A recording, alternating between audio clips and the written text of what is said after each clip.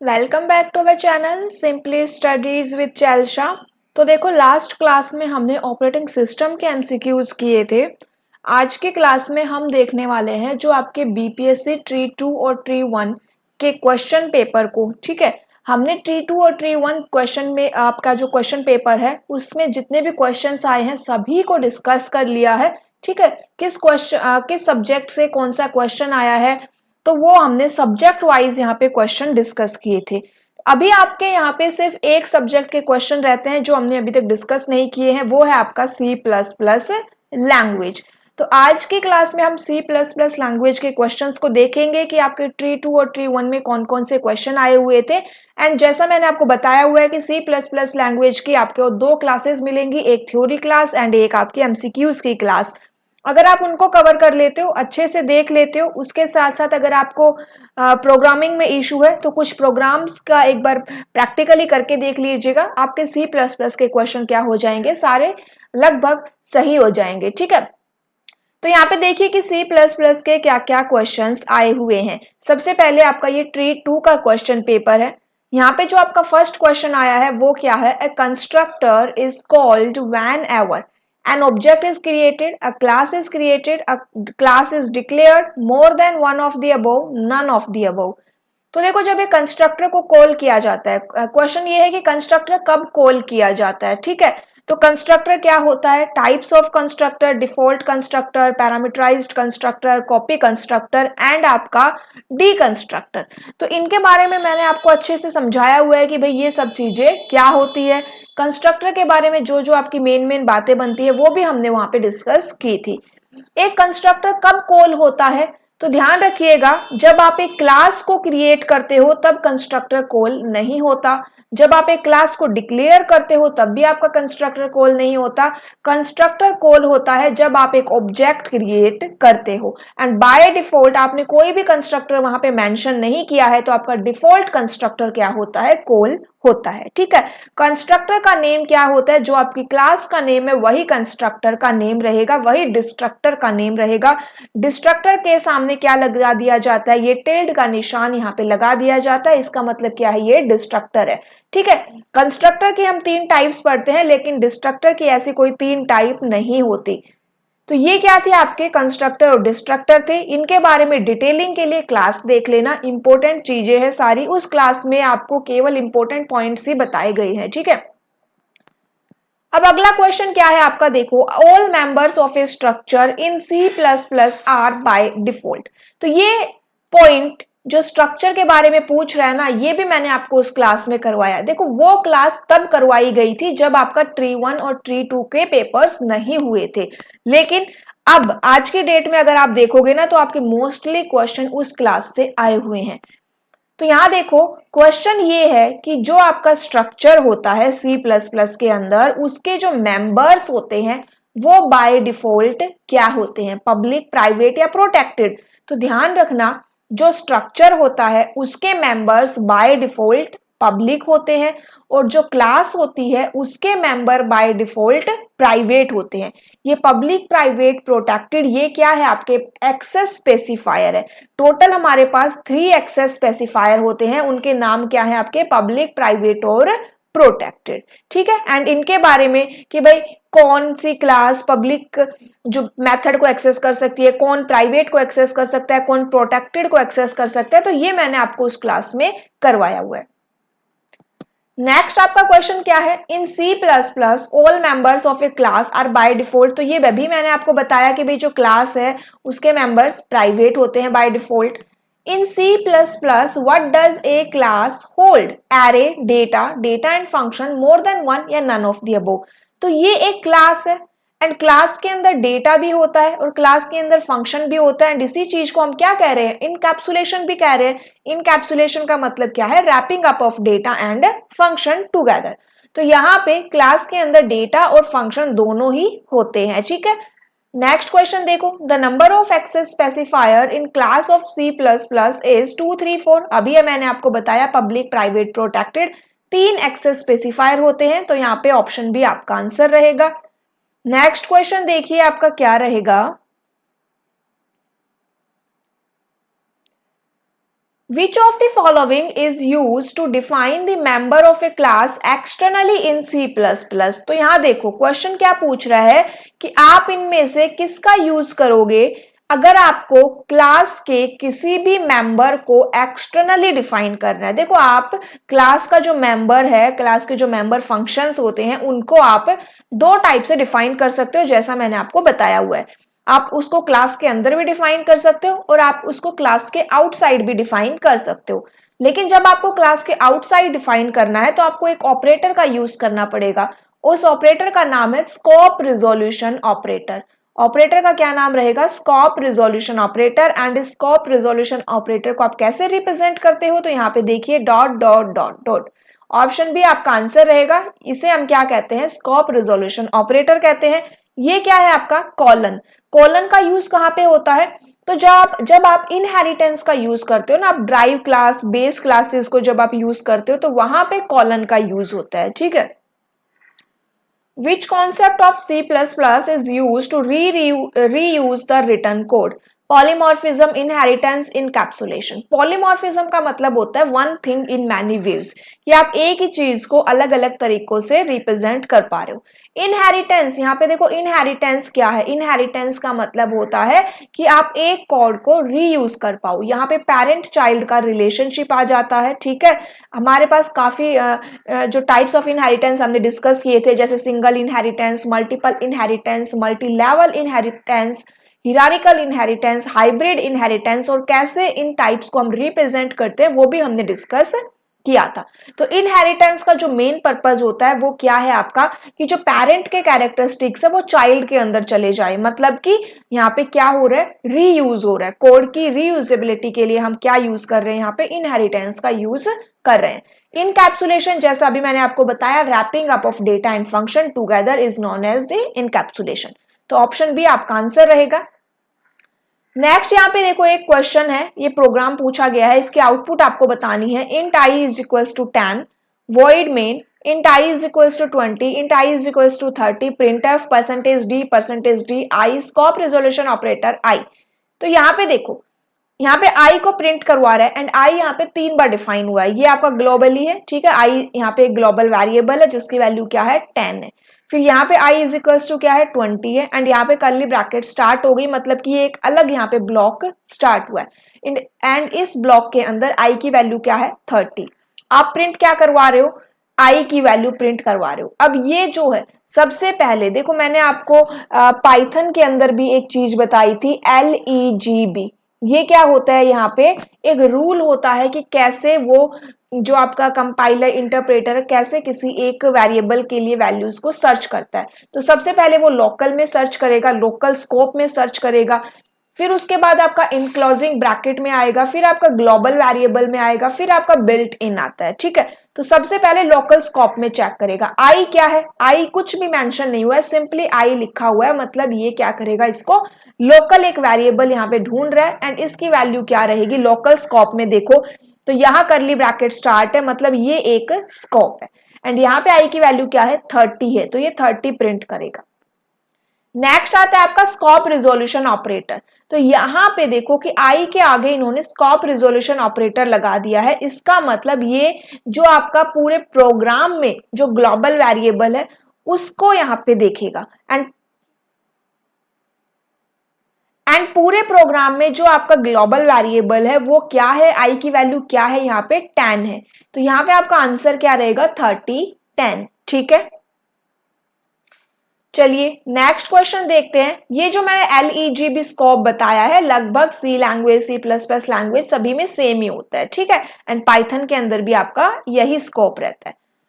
Next question देखिए, choose the correct statement about inline function in C++। तो inline function के बारे में भी मैंने आपको उस क्लास के अंदर करवाया है। ये मैं इसलिए बता रही हूँ कि जिससे कि आपको अगर किसी भी टॉपिक में डाउट हो ना, तो आप एक बार उस क्लास को देख लीजिएगा। लिंक आपको डिस्क्रिप्शन बॉक्स में मिल जाएगा। एग्जाम में जाने से पहले एक बार C++ की वो क्लास जरूर देख लेना, ठीक है। तो यहाँ देखिए इनलाइन फंक्शन के लिए करेक्ट स्टेटमेंट क्या होती है? It speeds up the execution, it slows down the execution, it decreases the code size। तो यहाँ देखिए पहली तो बात, इनलाइन फंक्शन आपके कोड साइज को इंक्रीज कर देता है एंड दूसरा जो आपके एग्जीक्यूशन को ये क्या करता है, फास्ट करता है, तो ये स्लोज डाउन वाला तो इनकरेक्ट रहेगा, it speeds up the execution.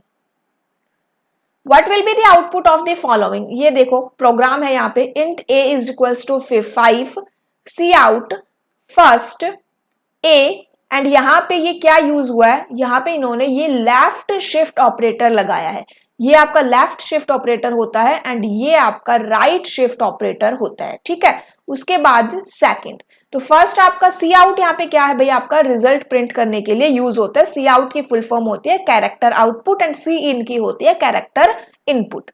तो यहाँ पे डबल कोट्स में फर्स्ट लिखा हुआ है, तो फर्स्ट तो आपका एज इट इज आ जाएगा, तो यहाँ पे देखिए ये सी ऑप्शन तो गलत हो गया, ठीक है, या तो ये आएगा या फिर ये आएगा। यहाँ पे क्या लिखा हुआ है सेकंड, सेकंड भी आ जाएगा, तो दोनों में सेकंड भी है। अब यहाँ पे ऑप्शन ए और बी इन दोनों में आपको कैसे पता चलेगा, जब आप ये जो एक्सप्रेशन है इसको कैलकुलेट करोगे तब इसका आंसर आपको पता चलेगा कि 52 आएगा कि 20 आएगा, ठीक है।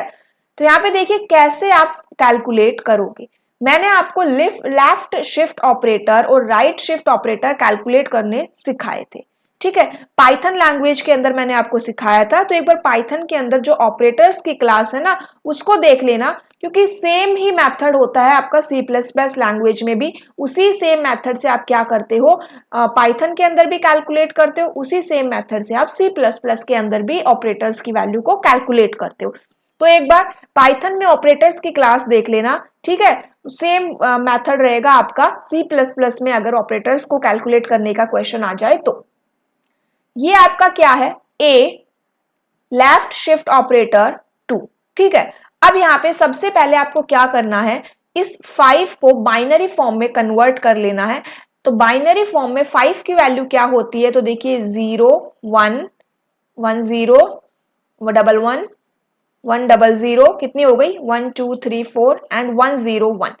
तो 1 0 1 आपकी 5 की वैल्यू होती है बाइनरी फॉर्म में। लेकिन जब आप लेफ्ट शिफ्ट और राइट शिफ्ट ऑपरेटर की बात करते हो तो मिनिमम यहाँ पे आप 8 बिट को लेके चलिएगा, उसी से आपका आंसर क्या आएगा, करेक्ट आ पाएगा। मिनिमम 8 बिट होनी चाहिए, तो 1 2 3 4 5 6 7 8, ठीक है। लेफ्ट शिफ्ट का मतलब क्या हुआ, यहाँ पे आपको लेफ्ट में शिफ्ट करनी है अपने बिट को, कितनी शिफ्ट करनी है, यहाँ पे 2 लिखा हुआ है तो आपको 2 बिट्स यहाँ पे शिफ्ट करनी है। तो लेफ्ट साइड में 2 बिट्स क्या है आपकी 0 0 है, इनको क्या कर दीजिए नीचे गिरा दीजिए, नीचे गिर गई ये दोनों शिफ्ट दोनों बिट, यहाँ पे आपके पास 2 बिट का स्पेस रह गया। अब आपको क्या करना है, यहाँ पे राइट टू लेफ्ट मूव करना है, ठीक है, मूव करिए, ये बिट आपकी यहाँ आ जाएगी 0, फिर ये बिट आपकी यहाँ आ जाएगी 0, ये बिट आपकी इसके नीचे आएगी 0, ये यहाँ पे आए 1, ये यहाँ पे आई 0 एंड ये क्या आई यहाँ पे 1। अब आपके पास राइट साइड में 2 बिट्स का स्पेस है, यहाँ पे आपको क्या लगाना है 0 0 लगा देना है। आपके पास फाइनल वैल्यू क्या आई 0 0 1 0 1 0 0, ठीक है। अब यहाँ पे देखिए कि ये वैल्यू किसकी होती है, आपको ये कैलकुलेट करना है कि 1 0 1 0 0 ये किसकी वैल्यू होती है। कैसे कैलकुलेट करोगे, तो इसके लिए आपको इसको डेसिमल में कन्वर्ट करना पड़ेगा। तो देखिए बाइनरी को डेसिमल में कन्वर्ट करना सिखा रखा है मैंने, यहाँ पे 2 की पावर 0 2 की पावर 1 2 की पावर 2 2 की पावर 3 एंड 2 की पावर 4, ठीक है। 1 इंटू में 2 की पावर 4 कितना आ जाएगा 16 आ जाएगा, प्लस ये तो 0 ही हो जाएगा, 1 इंटू 2 की पावर 2 कितना आ जाएगा 4 आ जाएगा, फिर ये 0 है ये 0 है, टोटल कितना आया आपका 20 आया। तो इस एक्सप्रेशन की वैल्यू क्या आएगी आपकी 20 आएगी, तो मतलब कि आपका ऑप्शन बी क्या हो जाएगा यहाँ पे करेक्ट हो जाएगा। देखो ये तो मैंने आपको एक पूरा बेसिक मेथड बताया कि कैसे आप इस क्वेश्चन को सॉल्व करोगे, लेकिन इसकी एक ट्रिक भी होती है, ठीक है। तो लेकिन मैं आपको सजेस्ट करूंगी कि आप बेसिक से ही क्या करिएगा, अपना आंसर सॉल्व करने की ट्राई करिएगा। अब यहाँ पे देखिए ट्रिक भी मैं आपको बता देती हूँ कि अगर आपको बेसिक ना याद आए तो आप यहाँ पे ट्रिक का यूज कर सकते हो। ट्रिक क्या रहेगी, ए की वैल्यू क्या है 5 है, ठीक है। एंड जब लेफ्ट शिफ्ट ऑपरेटर की बात होती है तो हम यूज करेंगे मल्टीप्लाई का, किसका यूज करेंगे हम मल्टीप्लाई का। एंड जब राइट शिफ्ट की बात होती है तो हम यूज करते हैं डिवाइड का, ठीक है। तो यहाँ पे आपको मल्टीप्लाई करना है किस में 2 की पावर में, और यहाँ पे आप डिवाइड करोगे किससे, 2 की पावर से ही क्या करोगे, डिवाइड करोगे। तो यहाँ पे जब भी कोई रिजल्ट आएगा ना वो 2 का मल्टीपल आएगा, एंड यहाँ पे जब कोई रिजल्ट आएगा तो वो ऐसा आएगा कि जब आप उसको 2 से डिवाइड करोगे उसी टाइप का कोई रिजल्ट आएगा। तो यहाँ पे कितनी बिट लिखी हुई है, 2 बिट लिखी हुई है। तो देखिए पहले हम 1 बिट के लिए करेंगे 5 मल्टीप्लाई में 2, कितना आ जाएगा 10। अब हम सेकंड बिट के लिए करेंगे 10 मल्टीप्लाई में 2, कितना आ जाएगा 20। तो आपका आंसर क्या हो जाएगा 20। देखो ये सिंपल सा है, लेकिन मैं सजेस्ट करूंगी कि आपको क्या आना चाहिए, पूरा बेसिक आना चाहिए, ठीक है, क्योंकि ट्रिक से मे भी आपका आंसर गलत हो जाए लेकिन बेसिक से आपका आंसर कभी गलत नहीं होगा। तो आंसर क्या रहेगा आपका, ऑप्शन बी यहाँ पे आपका आंसर रहेगा। नेक्स्ट क्वेश्चन क्या है, cout in C++ stands for, अभी बताया मैंने आपको, कैरेक्टर आउटपुट। चलिए आगे क्वेश्चंस देखते हैं यहाँ पे, और कोई आया है क्या C++ लैंग्वेज का। तो यहाँ पे C++ लैंग्वेज के इतने ही क्वेश्चन थे, ये सारे क्वेश्चन ऑलरेडी हमने डिस्कस किए हुए हैं, ठीक है। तो चलिए अब बात करेंगे किसकी, हम ट्री 1 में क्या क्या क्वेश्चंस आए हुए हैं उनको हम यहाँ पे देखेंगे। एंड क्लास अच्छी लग रही हो तो जरूर शेयर करना, ठीक है। अब यहाँ पे देखिए आपका ये ट्री 1 का क्वेश्चन पेपर है। फर्स्ट क्वेश्चन आया है यहाँ पे कि which one of the following is the correct definition of is array function in C++। तो यहाँ पे देखिए जो आपका एरे में इज एरे फंक्शन होता है, इसका क्या काम होता है, तो ये फंक्शन ये चेक करता है कि कोई एक पर्टिकुलर वेरिएबल आपकी एरे के अंदर है या नहीं, ठीक है। तो it checks that the specified variable is of the array और not, it checks that the specified array is of multi dimension और नॉट, और इज ऑफ सिंगल डायमेंशन और नॉट। तो ये क्या चेक करेगा कि आपका स्पेसिफाइड वेरिएबल एरे के अंदर है या नहीं। तो ऑप्शन ए आपका यहाँ पे करेक्ट रहेगा। Which of the following statements is correct about the class? An object is an instance of a class. An object is the instance of the data type of that class, and a class is an instance of its object. तो simple सी बात है, जब आप class की बात करते हो ना तो एक सिंपल सी डेफिनेशन आपके माइंड में आती है। जब हम ऑब्जेक्ट की बात करते हैं वो क्या आती है कि an object is an instance of its class. तो ऑप्शन ए आपका आंसर रहेगा। नेक्स्ट क्वेश्चन देखिए, which of the following can be use to create an abstract class in the C++ programming language. तो यहाँ पे देखिए एब्स्ट्रैक्ट क्लास क्या होती है, एब्स्ट्रैक्ट क्लास वो होती है जिसको आप इंस्टेंशिएट नहीं कर सकते। इसका क्या मतलब हुआ कि आप एक एब्स्ट्रैक्ट क्लास का क्या नहीं क्रिएट कर सकते, ऑब्जेक्ट क्रिएट नहीं कर सकते, लेकिन आप पॉइंटर्स और रेफरेंसेस का वहां पे यूज कर सकते हो, ठीक है। एंड एक एब्स्ट्रैक्ट क्लास को कैसे क्रिएट किया जाता है, तो by using the pure virtual function. ये सारी बातें मैंने आपको क्लास के अंदर बताई हुई है।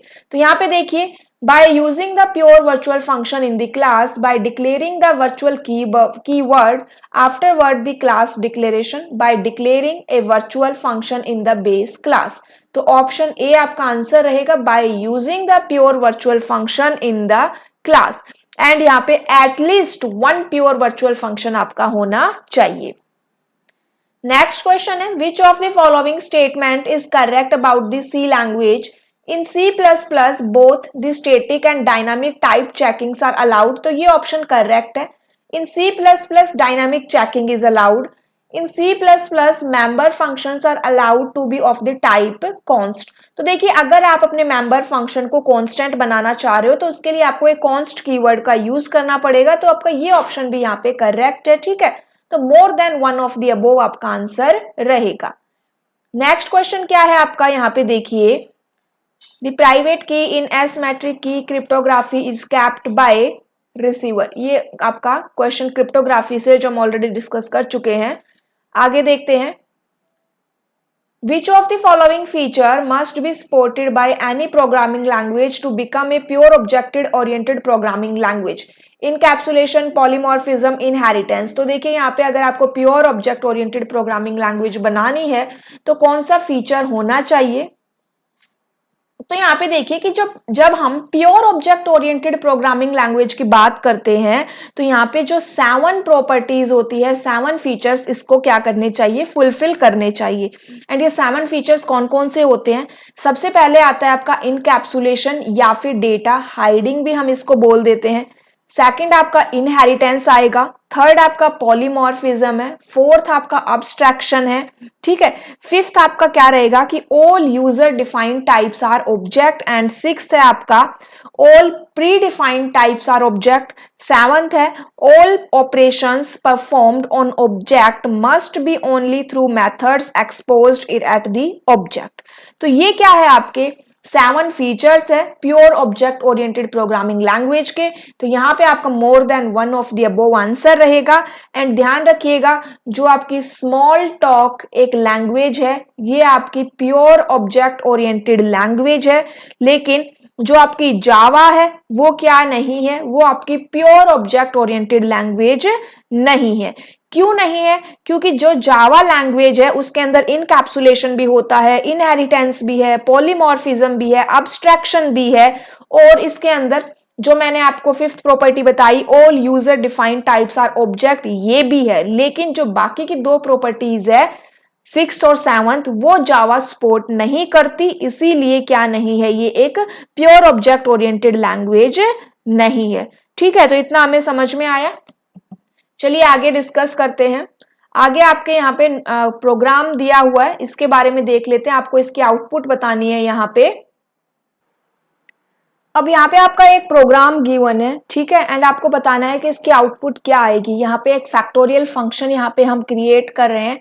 फैक्टोरियल आपको यहाँ पे क्रिएट करना है, आपको फैक्टोरियल यहाँ पे कैलकुलेट करना है। किसका कैलकुलेट करना है? 3 का आपको फैक्टोरियल यहाँ पे कैलकुलेट करना है, एंड रिकर्शन मेथड हम यहाँ पे यूज कर रहे हैं। ठीक है, आउटपुट क्या आएगी? 6 आएगी, ये सेगमेंटेशन फॉल्ट आएगा, या फिर 24 आएगा। तो चलिए एक बार इस प्रोग्राम को हम रन करके देखते हैं एंड देन देखेंगे कि यहाँ पे क्या क्या आउटपुट आ रही है। तो यहाँ पे मैंने एक C++ ऑनलाइन कंपाइलर का यूज किया है। प्रोग्रामिज आपके कंपाइलर का यहाँ पे नाम रहेगा, एंड इसके अंदर मैंने आपका पूरा as it is program type किया है। जो भी आपका क्वेश्चन में मेंशन है वो सेम हमने यहाँ पे लिख दिया। अब चलिए इसको रन करके देखते हैं। ठीक है, जैसे ही हमने रन किया यहाँ पे क्या आया? एरर आया। अब यहाँ पे देखिए एरर तो आ गया। अब आपको इतना पता चल गया कि भाई यहाँ पे एरर है, एंड एरर आपका शो कर रहा है कहाँ पे? एक तो ये नेम स्पेस वाली लाइन में शो कर रहा है, सेकंड आपका ये सी आउट के अंदर शो कर रहा है। ठीक है, तो यहाँ पे ये आपको एरर शो कर रहा है। अब जो आपका क्वेश्चन मेंशन है उसके अंदर बोल रहा है कि भाई नन ऑफ दीज भी है, और एक सेगमेंटेशन फॉल्ट भी लिखा हुआ है। तो एरर आ गया। तो अब आपको ये पता होना चाहिए कि सेगमेंटेशन फॉल्ट एरर यहाँ पे आएगा कि नहीं आएगा। सेगमेंटेशन फॉल्ट क्या है? वो भी एक एरर है जिसके बारे में हम डिस्कस करेंगे। ठीक है, तो सबसे पहले इस प्रोग्राम को हम करेक्ट करके देखते हैं कि भाई क्या करेक्ट होगा यहाँ पे। तो देखिए सबसे पहली बात तो यहाँ से स्टार्ट करते हैं। सी आउट के बारे में अगर हम बात करें तो सी आउट की जगह ये बोल रहा है कि आपको एसटीडी स्कोप रिजोल्यूशन ऑपरेटर सी आउट यहाँ पे यूज करना पड़ेगा। सी आउट क्या होता है? तो सी आउट आपका एक प्री डिफाइंड ऑब्जेक्ट होता है। किसका? सी आउट जो है आपका एक प्री डिफाइंड ऑब्जेक्ट होता है ओ स्ट्रीम क्लास का। किस क्लास का होता है? आपका सी आउट डिफाइन तो आईओ स्ट्रीम के अंदर ही है, जैसा यहाँ पे मेंशन है iOS stream, input output stream, इसी के अंदर आपका सी आउट डिफाइन है। एंड इस इनपुट आउटपुट स्ट्रीम में भी 2 स्ट्रीम है, एक आपकी आई स्ट्रीम है और एक आपकी है ओ स्ट्रीम। तो जो आपका सी आउट है वो कहाँ पे डिफाइन है? आपका ओ स्ट्रीम क्लास के अंदर डिफाइन होता है।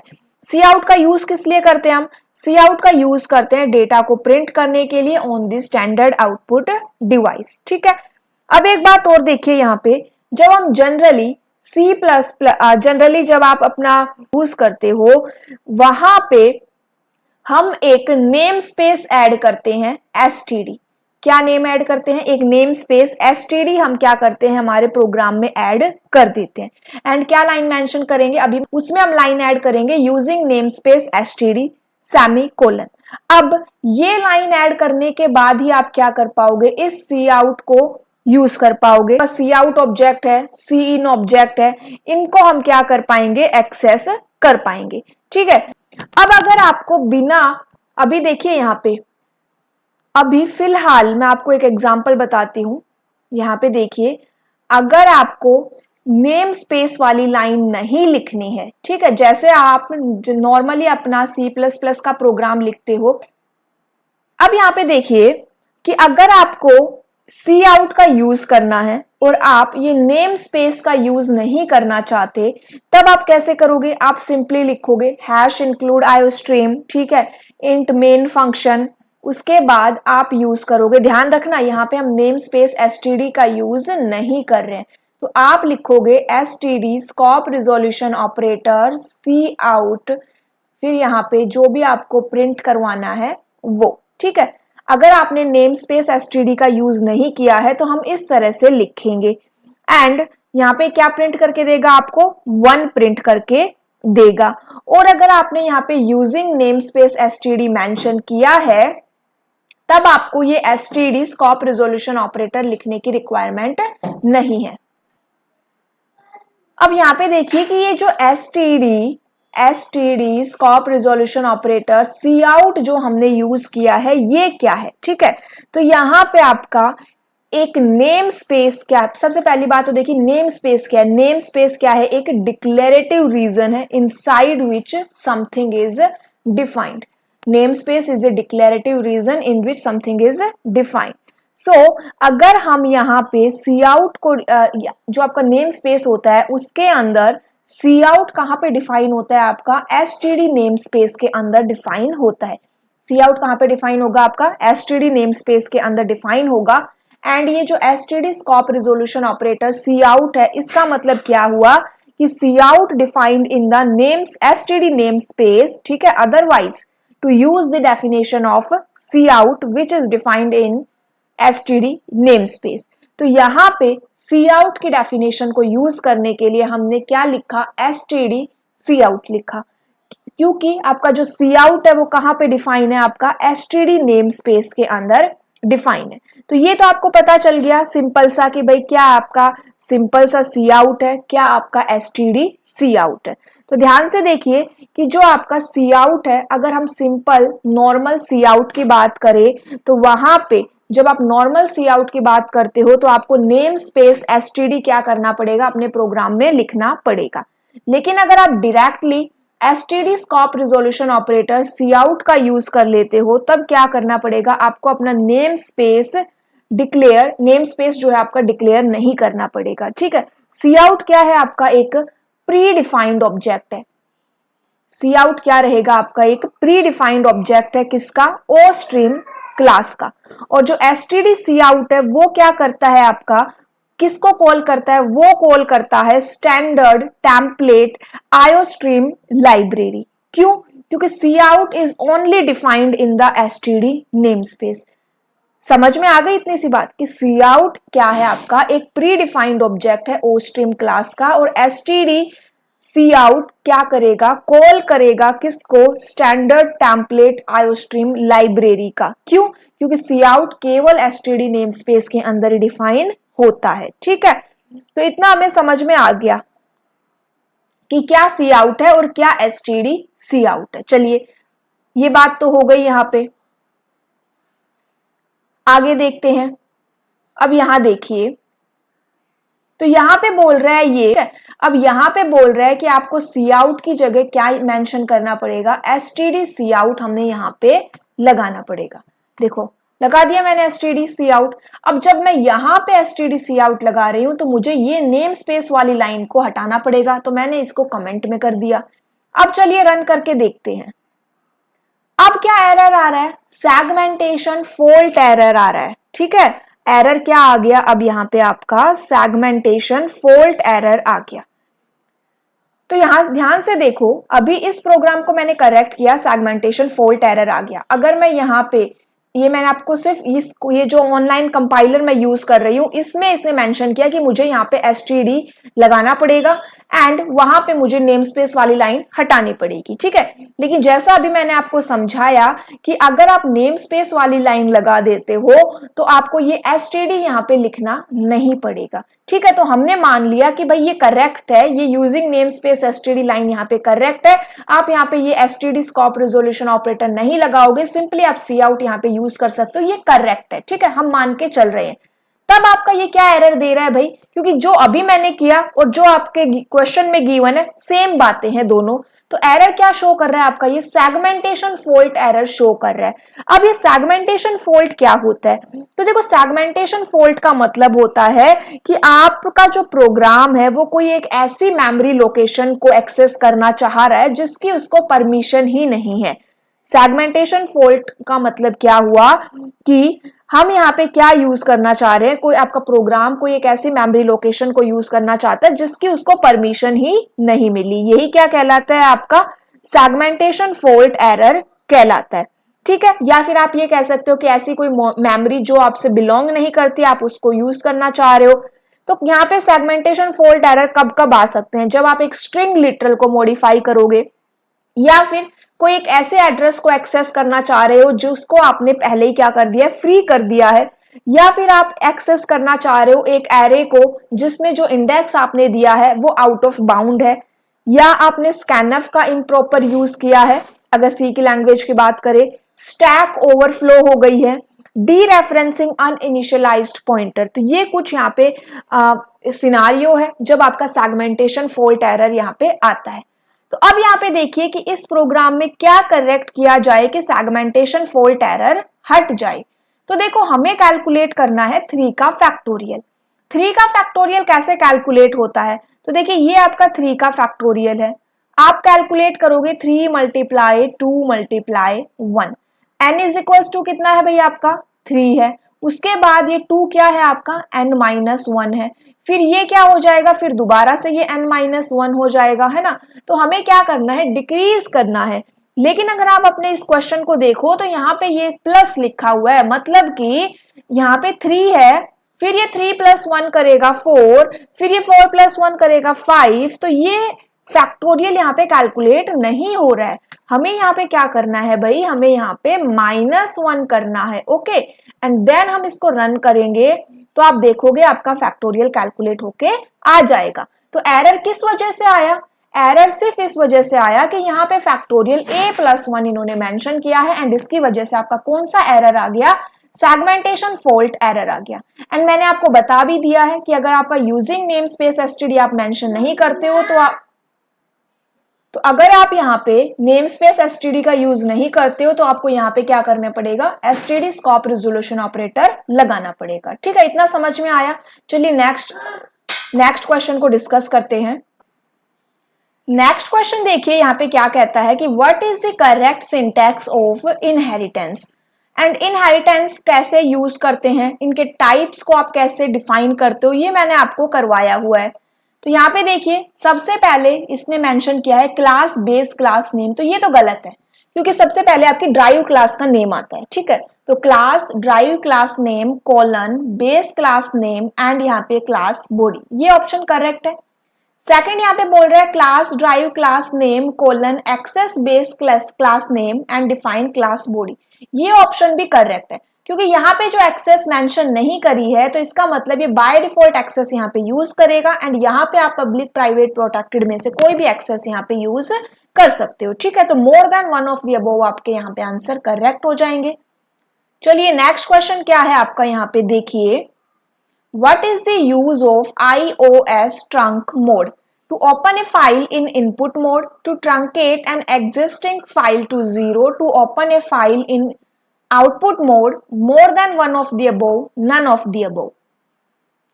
तो यहाँ पे जो आपका आंसर है वो क्या है कि what is the use of iOS trunk mode, इसका क्या यूज है, to truncate an existing file to 0, option भी आपका यहाँ पे आंसर रहेगा। तो ये क्वेश्चन हमें समझ में आया। चलिए नेक्स्ट क्वेश्चन देखते हैं आपका क्या है, ये आपका कंप्यूटर नेटवर्किंग का रहेगा।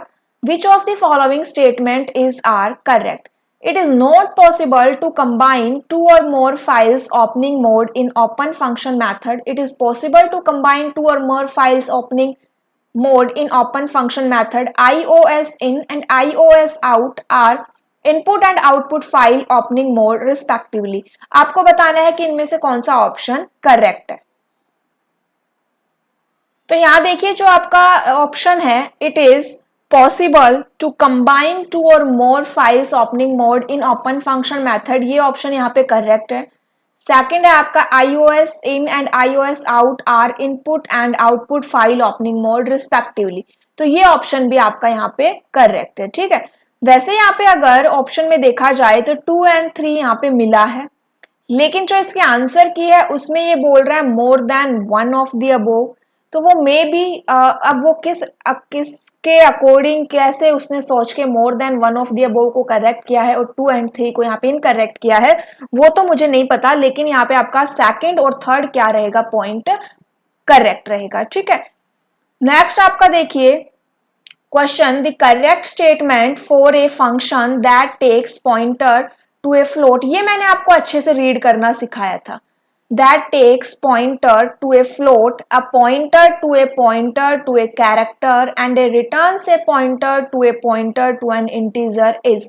ये जो लाइन मेंशन है यहाँ पे आपको बताना है कि इनमें से कौन सी लाइन ये स्टेटमेंट कहती है।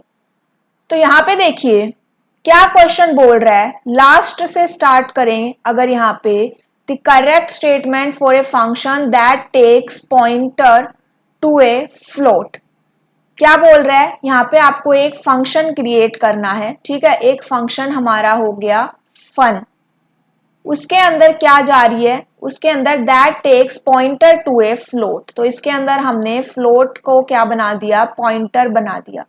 ए pointer to a pointer to a character, दो बार पॉइंटर लिखा हुआ है, इसका मतलब दो बार आपको स्टार लगाना है एंड कैर के साथ, तो कोमा कैर एंड दो बार स्टार। ठीक है, उसके बाद रिटर्न से पॉइंटर, रिटर्न का मतलब अब हम इसकी रिटर्न टाइप के बारे में बात कर रहे हैं। रिटर्न से पॉइंटर टू ए पॉइंटर, दो बार पॉइंटर किसको, इंटीजर को, तो यहाँ पे आपको दो बार पॉइंटर मेंशन करना है और इसकी रिटर्न टाइप क्या है, इंटीजर। ये वाला ऑप्शन कौन सा करेक्ट है आपका, ऑप्शन बी आपका यहाँ पे करेक्ट रहेगा। ठीक है, नेक्स्ट क्वेश्चन की अगर हम बात करें तो इतने ही थे आपके C++ लैंग्वेज के, आपके इतने ही क्वेश्चंस थे, तो हमने ट्री 1 और ट्री 2 के क्वेश्चन पेपर यहाँ पे डिस्कस कर लिए। नेक्स्ट क्लास में अभी आपने यहाँ पे देखा होगा कि C++ लैंग्वेज में आपके जो if stream, I stream, O stream से जो आपके क्वेश्चन आए हुए हैं, फाइल हैंडलिंग से जो आपके क्वेश्चन आए हुए हैं, नेक्स्ट क्लास में हम इन्हीं से रिलेटेड क्वेश्चंस कुछ और डिस्कस करेंगे। ठीक है, तब तक के लिए प्रैक्टिस करते रहिएगा। Thank you.